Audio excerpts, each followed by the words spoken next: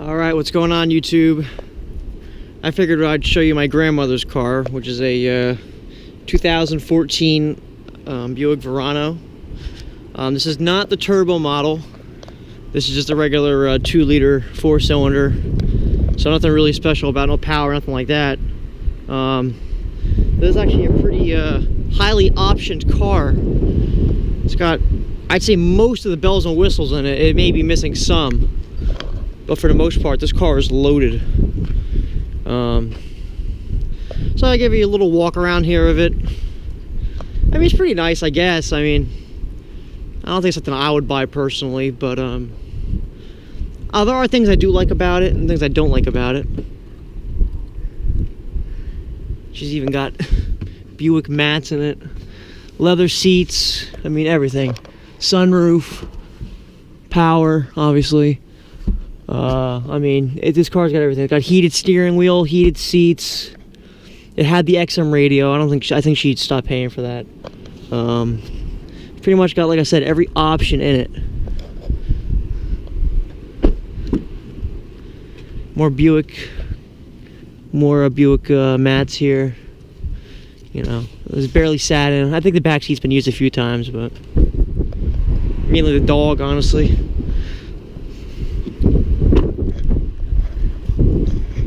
Yeah, 2014. I don't know when they started coming out with these. I think they started coming out in 12 or something for these. How do you open the damn thing? There we go.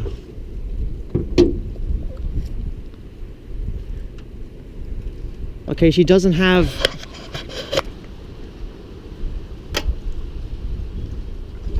Okay, I honestly thought she had the shocks here. I guess not. She got a prop rod. I guess she didn't opt for that option. I don't know.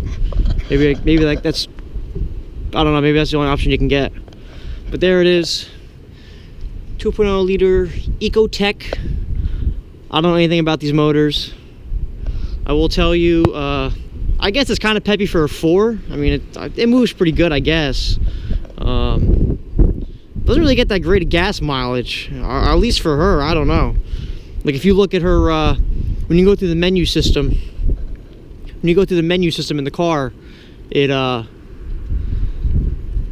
says she averages like 18 miles per gallon, which really isn't that good, to be quite honest with you. But I mean, she does all, like, you know, driving around town, no highway, so I guess that would explain why. But everything on here is stock. The way you see it is how the car came, except for these. She added these on here, so, you know, to protect the car from you know, getting any damage. I think they look kind of ugly on there personally, but not my car. Now, I don't know any of the specs on these motors either. I honestly don't know much about these cars. I can't really tell you much, to be quite honest with you. I could tell you things that I don't like. It's only got 7,000 miles on it, so as you can tell, it's barely driven. I mean, I think I drive it more than she does. I'll pop the trunk too. But there are some things I don't like about it. Like, for one, I don't like the automatic headlights. I hate when the headlights come on automatically. It drives me nuts. I don't like driving around with my headlights on during the day. See, as you look, it's actually a decent sized trunk. The seats fold down too, which my car doesn't do, which is nice. I don't think this trunk's obviously as big as mine in my car over there, Crown Vic. But it's definitely more length than my car has. My car is more depth, as this is length. She's even got Buick mats back here, see? That was like a $300 option or something. I forget what it was for those mats. Yeah, but the things I don't like, like I said, I don't like the power, not the power, the automatic headlights. That drives me nuts. You can turn it off here, like when you turn the car on, when you go to off, it turns the lights off. And then if you want the lights on, you flick them on. I'll show you with the lights on too. Now she also got fog lights too on the bottom, which is kind of nice. Well, you can't really see the headlights, but those come on. I don't know why they're not on. I guess the car has to be running. I really don't know. But those lights down there work, which are kind of nice. Let me close this hood up. I can't believe this doesn't have just struts there.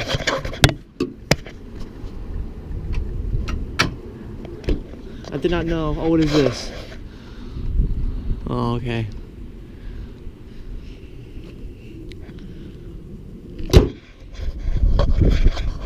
But I mean, I guess it's been a decent car. It's rarely driven. I mean, it doesn't get used much. Like I said, I use it more than she does. You know, I don't really like it too much. I actually like we used to have a Ford Taurus. I actually like that better. We had like the old Ford Taurus. It was a 99. But like I said, this pretty much has every option you can think of in it. This is pretty much loaded. So if you want to look at our Buick Verano and you want like top of the line, this is what you're gonna get. I mean, this is loaded here. I mean, it's nice on the inside, don't get me wrong, but here's the controls for the, you know, sunroof here. I don't even know what all these options are. That's for the lights. It's got the OnStar. But another thing I don't like about this car is the push button start. I'm not really a fan of the keyless ignition. Like, I'm not a fan of push button starts. But I feel like this car is like extra crappy. What the hell was that? Someone just like smashed something. What the hell? Whatever. When you put your foot on the pedal and like you press the button, like I pressed the button now. If you look, see how like nothing's coming on. See, there we go. No remote detected. It finally clicked on. But like a lot of times, like it doesn't. You press the button, you gotta like press it down. Even that. There we go. Use transmitter. But like, when you just press the button, it doesn't seem to pick it up. You gotta like smash the button, which I don't like. I feel like that's like, it's like cheap. I don't know. That's just one thing I do not like about it at all. But this thing's gotta be washed. And there's too much. We haven't had any issues with it, just regular maintenance. We had one issue, I'll show you. I mean, this is another reason why I'm not the biggest fan of GM cars. I like older GMs like that over there. I like older GMs, but like 90s GMs are good. This was popped up. It still is a little bit, actually. This was like really like, it was like bulged out. Like, I guess the sun hitting it, whatever caused it, I don't know. But this thing like bulged out. They pushed it down, whatever they did. I don't know if they put some type of glue on it or they just put a new piece of plastic in there. I really don't know what they did, but that got warranted. That was fixed. That's really the only thing we've gotten done on it that wasn't like just regular maintenance. That's really about it. There's something that rattles. I don't know where it is, but there's something over here that rattles when you got like the you know, stereo on or whatever, and you're playing music.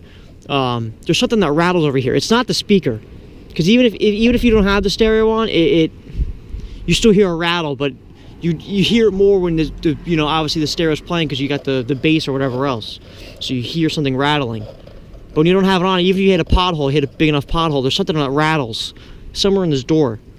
It's over in this area. It drives me nuts. It's a brand new car, 7,000 miles, and it's got rattles in it. You know? So that's the only other thing that, you know, it does that I really don't think it should be doing. You know, how new it is, you know? Well, I mean, it's a decent car, I guess. Would I ever buy one? No, but would I tell someone not to buy one? I don't know, to be honest with you. I mean, they're not bad, they're not terrible, they're not my first choice by far. Like, let's say if I was going out and buying a new car, I would not be buying one of these. I think if I was going out and buying a new car, I would actually look to the new Tauruses. I like the new Tauruses a lot. I think they look really nice. I